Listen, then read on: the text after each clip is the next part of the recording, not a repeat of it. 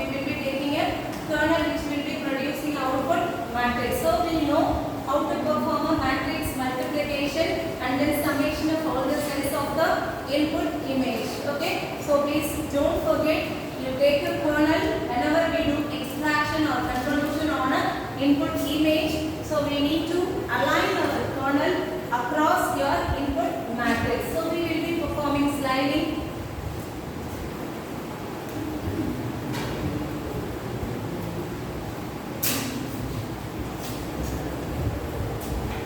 Yes.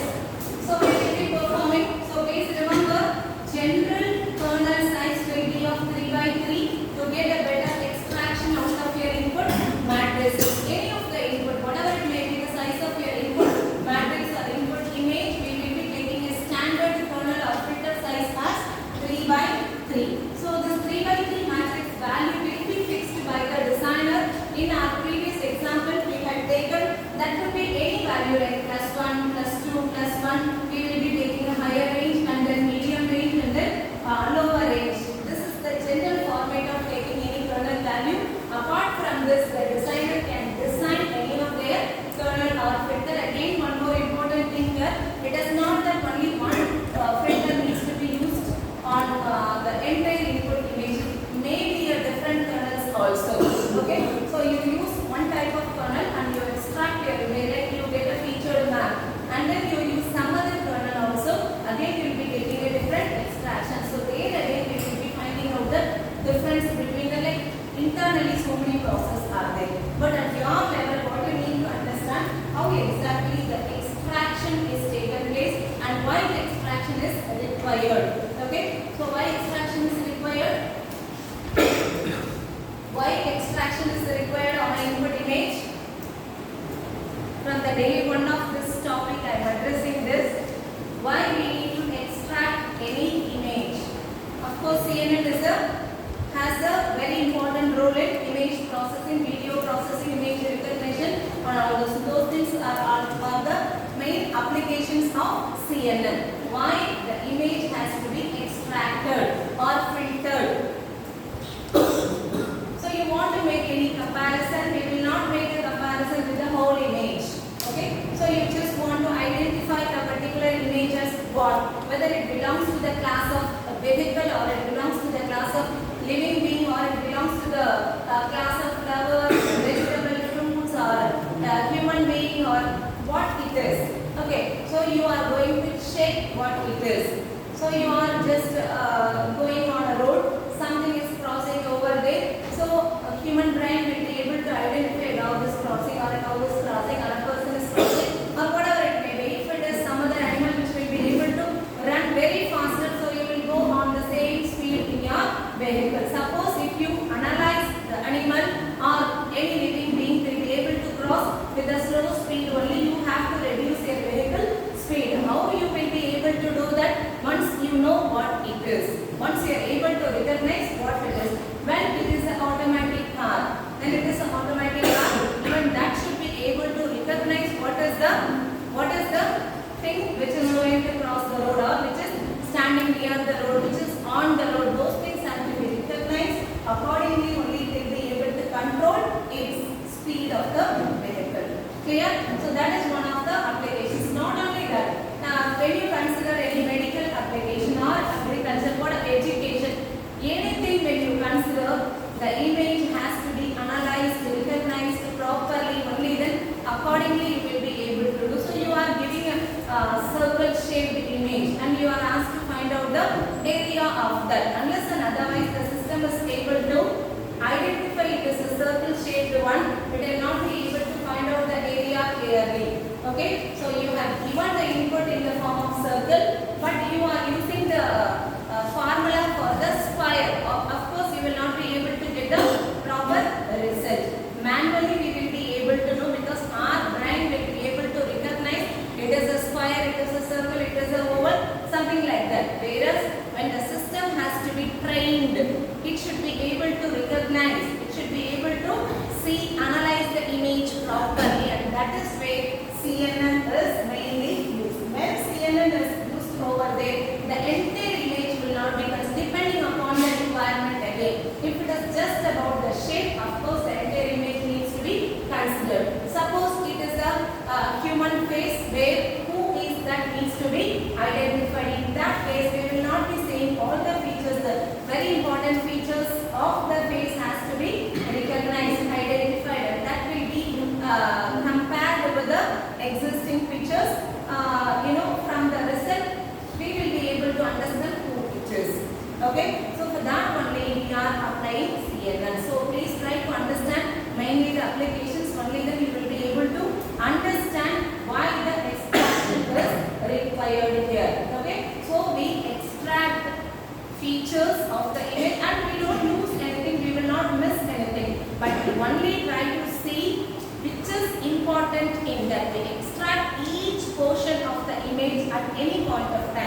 We do extract the entire thing, but at any point of time we consider one patch of it. Each patch will be considered and that will be extracted. Okay, so then it will be followed by various processes. Finally you will be converting that as a fully connected layer.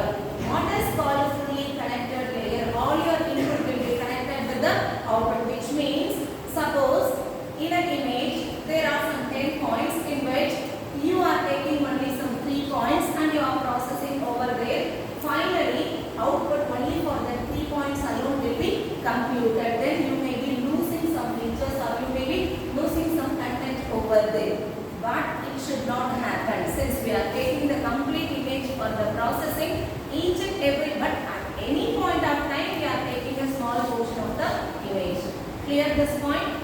Yes. So in the traditional neural networks or traditional image processing, they will be converting whatever it may be, image or video, as a values, as a binary values or some other values that they will be converted, and then we will be processing it. So finally we will be using some accuracy. But here we take the image as it is, we extract only for the mathematical computation part, we will convert it. So we are not converting the entire image as a value. Computation is not involved completely on the numerical values. We are taking as it is the image. Image only is extracted. Okay. So when we talk about the CNN layer, the very important things are your input. Of course, for any CNN input will be a image and kernel. Kernel normally is the standard size of the kernel will be 3 by 3, but it can be 5 by 5 or 7 by 7. But we do consider 3 by 3 filter only. And then we need to find out what should be the size of the output matrix or featured map or extracted output. Fine. So without doing any process, if you just extract, if you just do only the convolution, what happens? Like I have given you even the formula. If the input is something 5 and your filter size is 3, your output will be of n minus f plus 1. N minus f plus 1. So for this we will be getting your output size as only 3. So it looks we are losing something. We are not considered the border part may lose something because overlapping is not given for the outer cells. Do you agree this? Overlapping, like one 5 by 5 input matrix you are taking, when we are aligning our kernel, so this 3 by 3 is taken first. For the second step again this 3 by this will be taken. Again for the third step this will be taken. But this particular thing is processed only once. Similarly this is processed only once. So what do you understand from that? The border side, corner or outer portions, we may lose something because there is no overlapping is taken place. Only once only we are processing. Whereas the middle rows and all, the second row, the second column, third column, now we will be again and again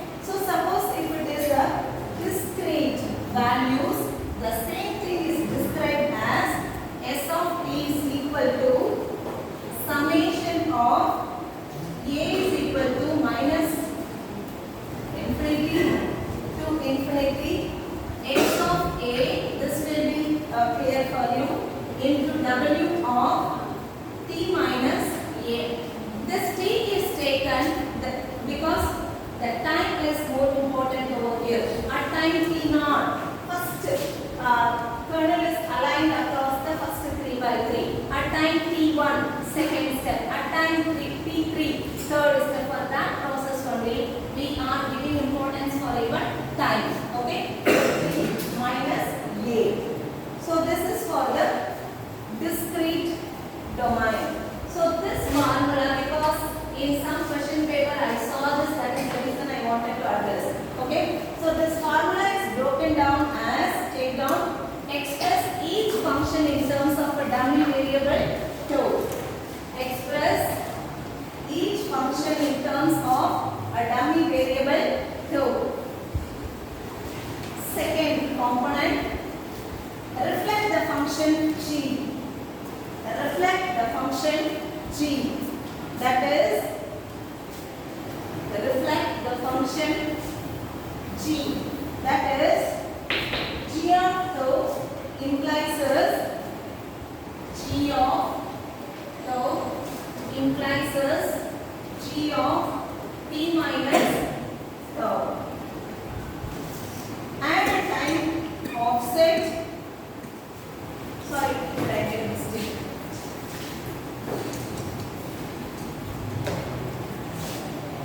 G of tau implies as g of minus tau. Add a time offset. Add a time offset. That is g of tau implies as g of t minus tau. Adding the offset shifts the input. Adding the offset shifts the input to the right by t units.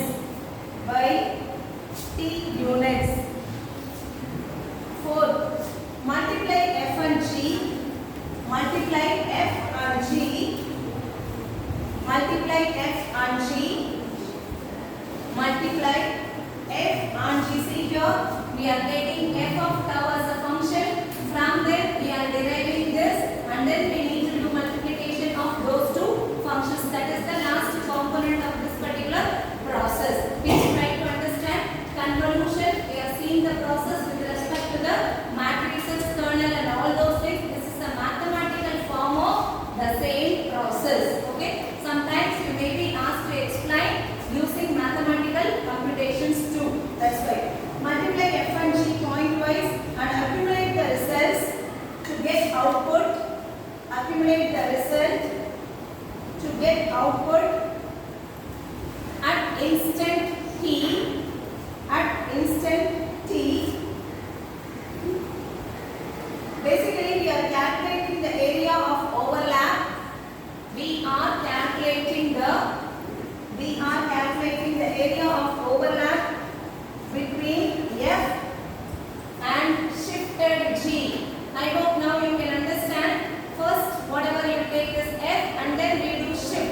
Every step we will be shifting. Again, when we are doing a shift, only one step we say it is a stride 1, and if we are shifting it for 2 steps, we say it is stride 2. Based on that, this value also will be changed. But in general, we do represent by f and g. Yes, I repeat this. We are calculating the area of overlap between f and shifted g. So normally for any application, we consider this as a discrete domain only. When we are taking a discrete domain, the formula is changed as s of t is equal to summation of a is equal to minus infinity to infinity x of a into w of t minus a. This is for one dimensional. Again, this point also I told you, everything we start with one dimensional and then we go on and extend it to 2D, 3D and so on. Okay. So this is for one dimensional. Suppose you are extending it the same for 2 dimensional. The same formula will be changed as s of I comma j is equal to summation of m n x of m comma n x of m comma n w of I minus m comma j minus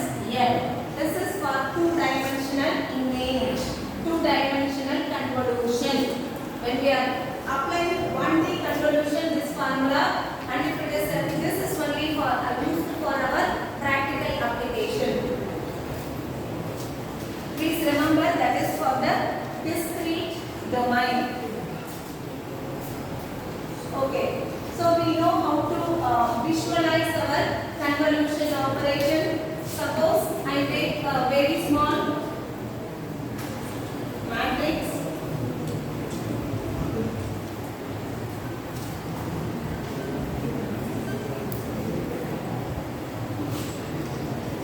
So how do we view this? First we must understand what should be the output matrix. This is the general thing repeatedly we are taking. When the input is 5, kernel is 3, output will be 3 by 3. So you will be able to get the output as 3 by 3. How you are getting that? Correct? No, 3 by 3 only, no? Yes. So 5 minus 3 plus 1, which will be 3. Okay. So first step, what are we doing? With that we are aligning. So obviously this is viewed in this manner. Okay, viewed in this manner, and you will be getting a value, which means the output you will be getting some value you are getting, that is considered as the output.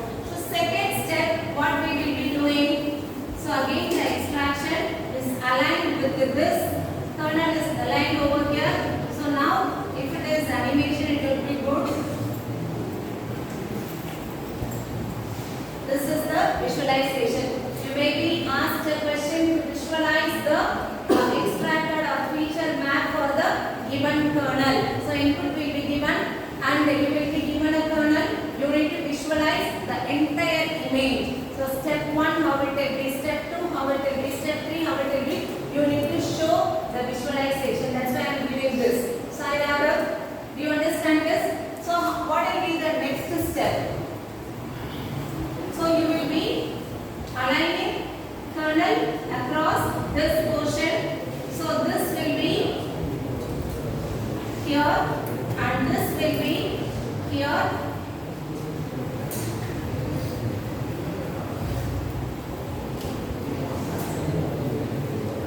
It's clear? So every time how you are aligning your kernel across your input image and how the output is getting generated, that needs to be visualized.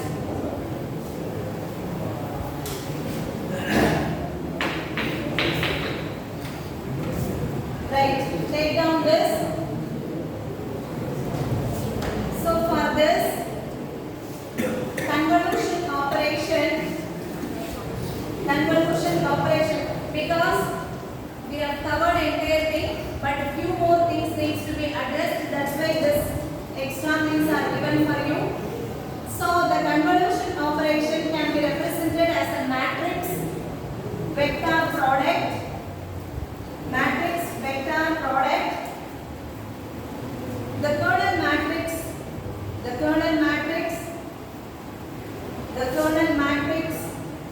is obtained by composing weights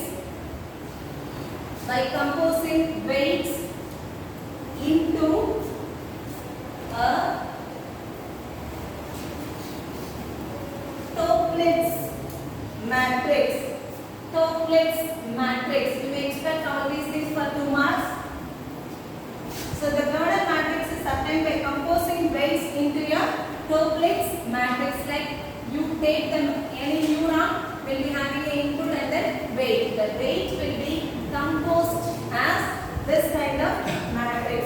How the matrix will look like? So the diagonal will be same. Suppose I am using T0 as a representation. T0, etc. T0. Diagonal will be same. So the other elements will be T minus 1, T minus 2, etc. Tn minus 1. It is all negative. So second step, when it comes T1, T0, T minus 1, T minus 2, etc. Here it will be T2. So this is the representation of Toeplitz matrix. So always the diagonal alone will be constant. So what are we doing? The weight is composed as a Toeplitz matrix to find out the kernel. So far the problems are solved by the given kernel. But now it's time to learn or to know how the kernel is designed or constructed.